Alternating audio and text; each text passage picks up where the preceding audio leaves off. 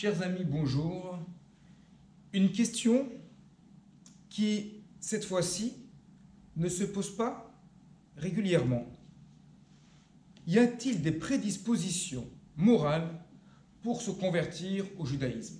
Évidemment, on en a déjà parlé, il y a des prédispositions psychologiques, il faut être sain psychologiquement pour se convertir au judaïsme, mais là il est question de morale.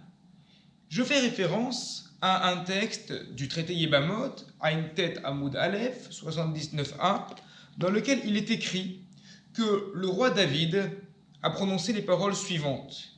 Il y a 3 signes caractéristiques chez ce peuple-là, le peuple d'Israël.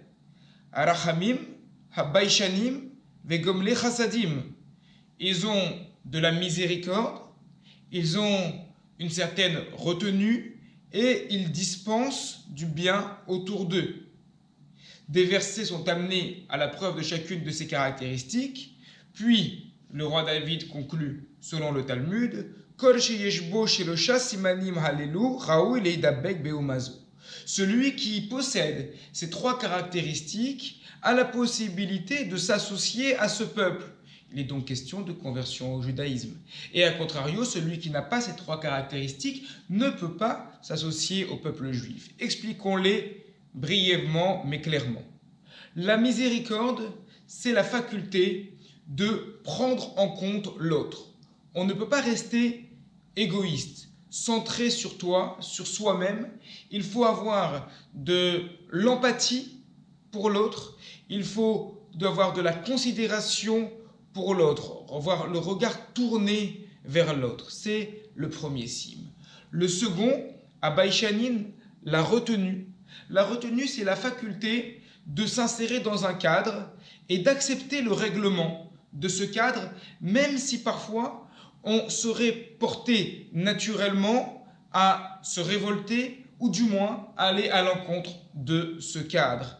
Habaïchanim. Et dans la conversion au judaïsme, le respect d'un cadre, le respect d'un règlement est important. Il convient de s'assurer que la personne que l'on a en face de nous est capable de respecter un règlement, car qu'il s'agisse du processus de conversion ou qu'il s'agisse d'après la conversion avec le respect des 613 mitzvot et le respect des rachamim, de nos maîtres et des rabbins qui transmettent la parole d'Akadosh Baruch Hu. Pour cela, il faut savoir s'insérer dans un cadre.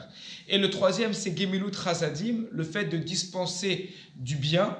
Il y a 2 acceptions de ce terme.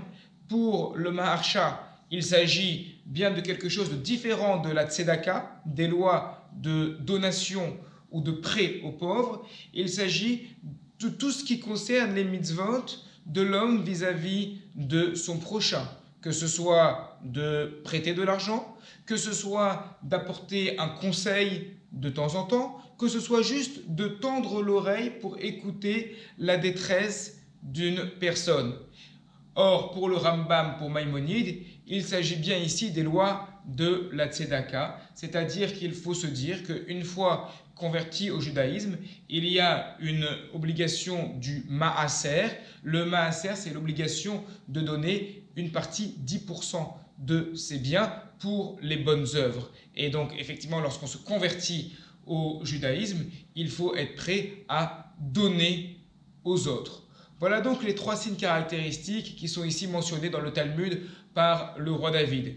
Pour conclure, on peut dire notamment à travers différents exemples dans la Bible ou dans le Talmud que ces 3 qualités ne sont pas forcément des prédispositions naturelles, c'est-à-dire qu'on ne naît pas forcément avec. Et même si quelqu'un est assez égoïste de nature, même si quelqu'un est plutôt anarchique, ne respecte pas les règles, n'est pas porté vers l'autre, mais que dans sa vie, dans sa démarche de vie personnelle, il comprend qu'il est nécessaire de changer et qu'il est prêt à changer, qu'il effectue concrètement ce changement, s'il arrive ainsi, déjà changé au moment de se convertir, alors il est prêt à le faire. Voilà donc des règles, je dirais, morales, éthiques, qui accompagnent nécessairement la conversion au judaïsme. Yona Gertman, Giroud.fr, le site de la conversion au judaïsme. À très bientôt.